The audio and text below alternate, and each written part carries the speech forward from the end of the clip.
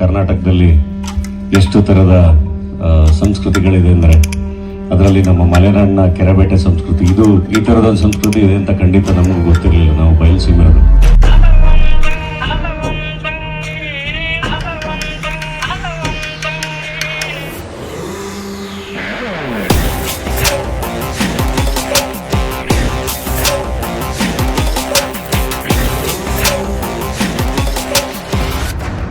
Content ಒಂದು ಜನಕ್ಕೆ reach ಆಗಬೇಕು ಅಂತಂದರೆ ಏನಾದ್ರು ಸಣ್ಣ ಮಟ್ಟದಲ್ಲಾದ್ರೂ ಒಂದು ಸ್ವಲ್ಪ ವಿಶೇಷ ಇರಬೇಕು. ಆ ವಿಶೇಷತೆ ನಮ್ಮ ಸಿನಿಮಾದ ಟೈಟ್ಲು ಜೊತೆಗೆ ಸಂಬಂಧ ಇರಬೇಕು.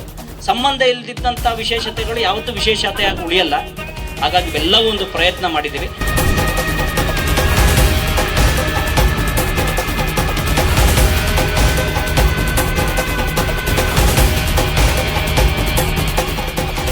ಬೆರ್ಕಿ ಹುಡ್ತವನು ಬೆರ್ಕೆ ಬೀಜ ಬಿತ್ತಿದ್ದಾನೆ ಅಂತ ಹೋಗಿ ತುಂಬಾ ಕಾನ್ಫಿಡೆನ್ಸ್ ಇದೆ ನನಗೆ ಈ ಸಿನಿಮಾ ವರ್ಕ್ ಆಗುತ್ತೆ ಅಂತ. ಯಾಕಂದ್ರೆ ಒಂದು ರೀಜನ್ದು ಡೆಪ್ತ್ಗೆ ಹೋಗ್ಬಿಟ್ಟು ಈ ಸ್ಕ್ರಿಪ್ಟ್ ಮಾಡಿದ್ದಾರೆ ಅಂಡ್ ತುಂಬಾ ಜನಕ್ಕೆ ಅದು ಇಷ್ಟ ಆಗುತ್ತೆ ಅಂತ ಅನ್ಸುತ್ತೆ. ನಂಗೆ ಇಷ್ಟ ಆದಂಗೆ